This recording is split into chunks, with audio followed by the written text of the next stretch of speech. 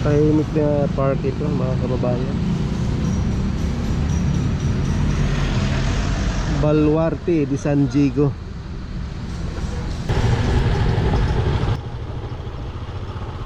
Ayan, nag-provide din sila dito ng bike lane, no? Dito sa loob ng Intramuros.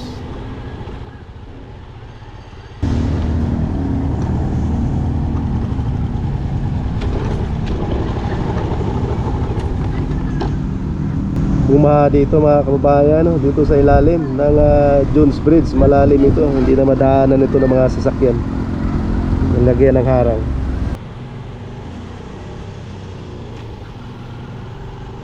Hello, welcome sa ating channel, no? Update na naman tayo dito sa Maynila. So pasadahan natin itong Intramuros, no, mga kababayan, kung ano na mga ipinagbago dito sa loob.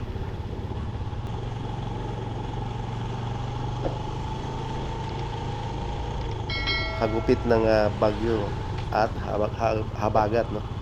At talagang isa rin ito sa yung Intramuros. Part dito ay binaha din, lalo na yung San Agustin Church.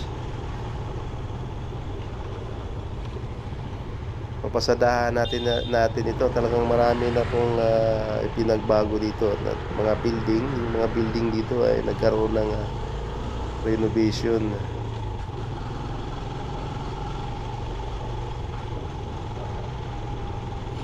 Sa mga bagong pintura yung mga building dito.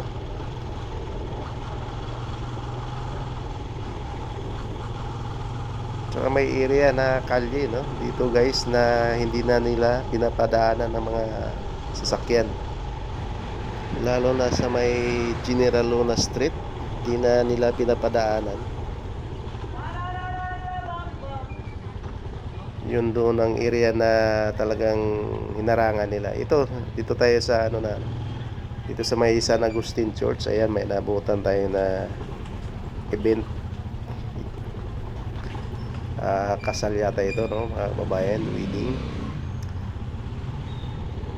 Hindi talaga nawawalan ito ng event itong San Agustin dahil isa ito na pinakalumang simbahan dito sa loob ng Intramuros Historical Church. Umupa na rin yung baha dito, yung kasagsagan ng habagat. Pinasok din yung itong loob ng simbahan, mga kababayan. Pansin natin dito yung mga gwardiya dito, no, talagang ginaya nila sa mga sinaunang mga gwardiya sibil. Dito naman yung mga nakarambuan, mayroon dito mga food store. Ngayon wala na.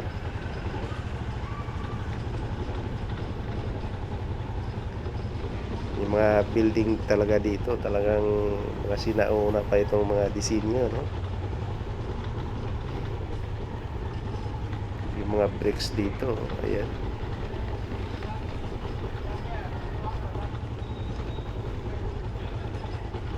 Dito tayo dadaan sa may mga residente na rin dito na mga nakatira. Ilan-ilan dito nating mga kababayan. Nagkaroon na rin sila dito ng mga pamilya at dito na rin naghanap buhay. Nagtayo ng mga sari-sari store. Ayan, mga karinderya. May area naman dito na demolish dahil siguro bawal talaga. Itong mga kababayan natin dito, talagang mapapansin nyo rito, mga residente na rin sila dito sa loob ng Intramuros.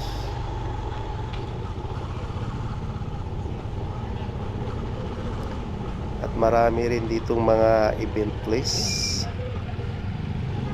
May madadaanan tayo dito mga event place.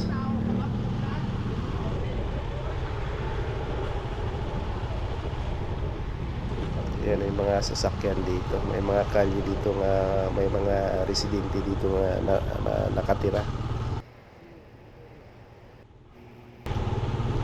Dito guys, madadaanan natin itong General Luna Street. Pinaganda nila itong kalye na ito, no? Tapos pinagbawal na nilang madaanan ng mga sasakyan. Ito po yun, no? May harang na. Tapos bago na yung mga bricks na makulay na bricks itong nilagay nila. Kaya yung mga sasakyan talagang iikot, hanap ng ibang way. Yung mga ibang building dito, no, mga kababayan, renovation, nagkaroon dito ng mga renovation, repaint, kaya maganda yung maintain nila dito yung kulay ng mga building dito sa loob ng Intramuros. Bagong Bayan, Santa Lucia, ito yung building na ito. Bagong pintura.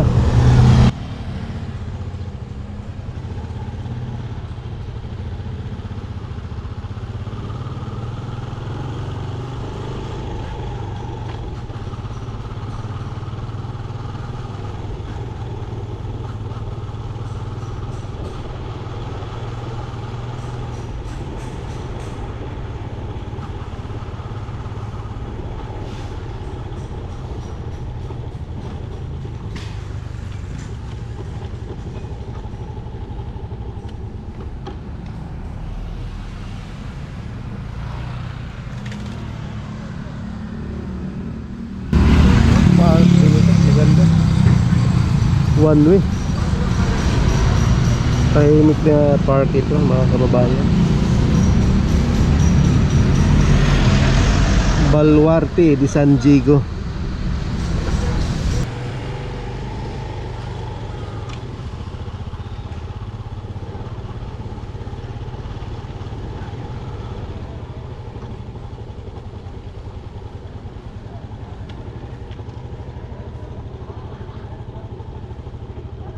Ito yung mga antigo, mga canyon dito sa loob ng area na to, no?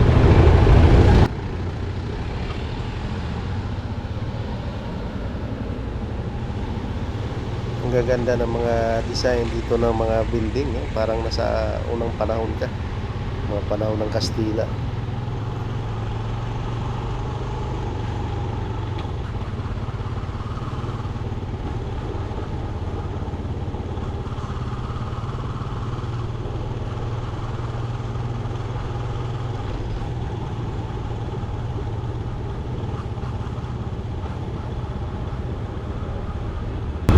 Ito naman yung labasan papuntang Ruas Boulevard.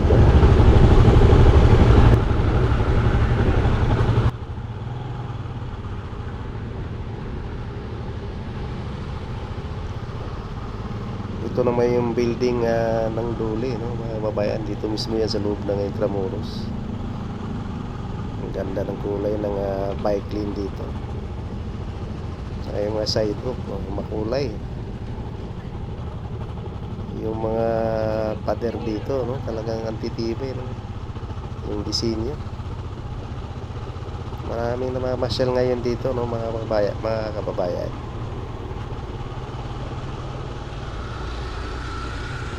At dito rin sa loob ng Intramuros, makikita mo dito yung mga dekalibre na mga universidad. Nandito yung Mapua, Litran, Lyceum. Nandito na yung mga magagandang school dito.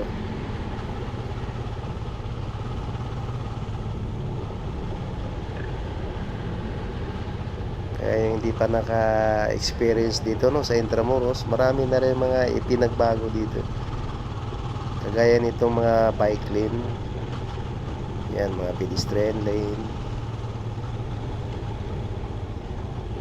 Tapos yung mga ilang building dito, renovation. Tapos yun, may hotel pala dito, no?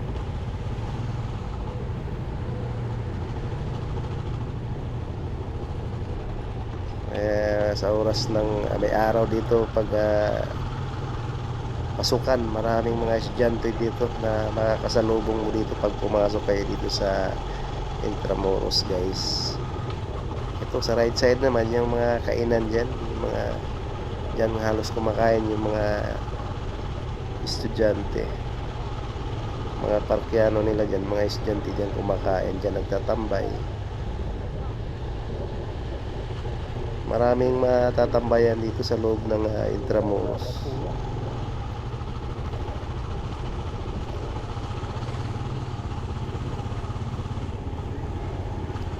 Yung bike lane nila dito malapad eh.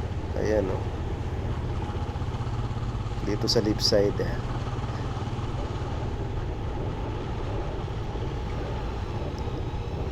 Tinitingnan ko rito yung pader, no? Itong grabe ang lupit ng paggawa nila dito ng panahon ng mga Kastila. Matibay talaga.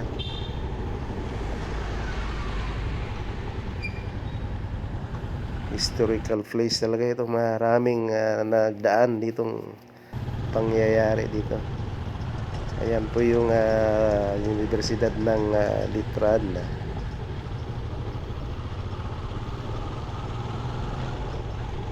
Andito lahat yung mga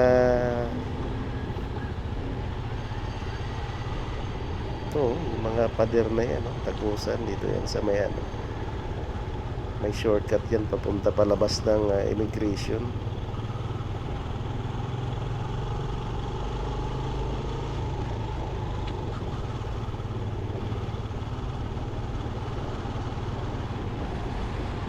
Dito yung mga sidewalk nila pininturahan eh. Itong pinaka-gutter niya, ayan. Tapos yung dito, yung mga sa bike lane, makulay, pati yung building.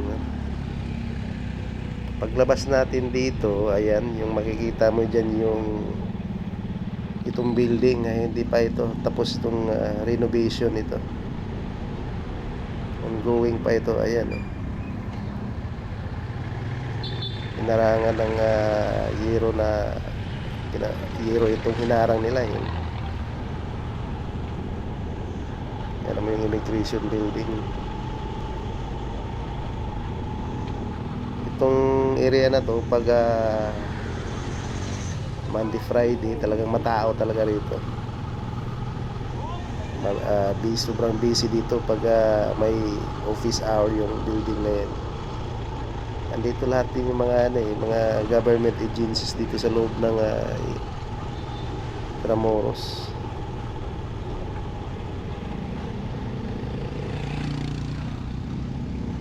Yan, ginawa na lang nila ng parking lot itong magkabilaan dahil maluwag naman din kasi itong kalsada. Yan, papasok tayo doon, dadaanan natin itong Pasig River Esplanade.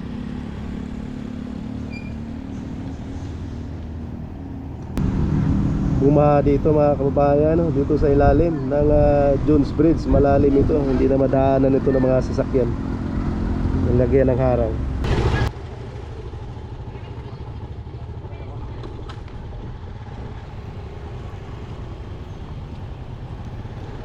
Ayan, iikot tayo dito, no? Dadaanan natin itong Plaza Mexico.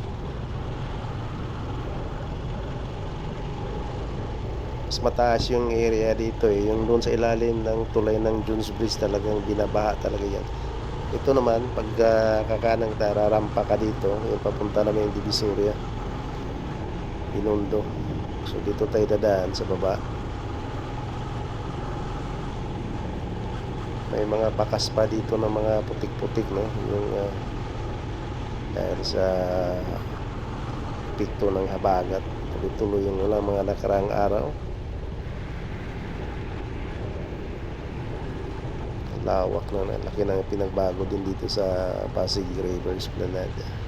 Yan, may putik-putik pa dito mga kababayan. Dito dumadaan yung jeep, no? Yung bumabiyaheng pier galing Quiapo.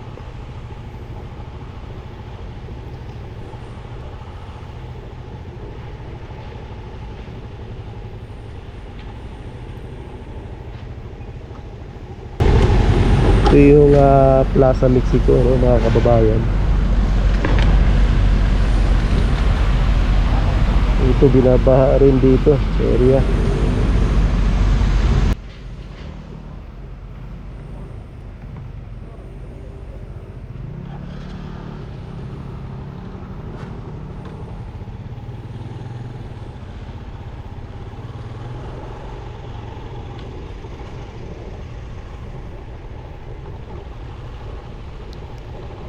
Ito na yung tubig, medyo humupa na eh. Pero tuloy-tuloy ang ulan dito.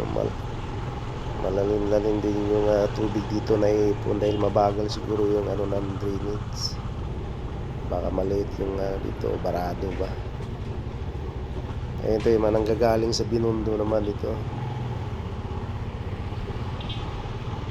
So, dito tayo sa main road, pupunta tayo ng Manila Cathedral.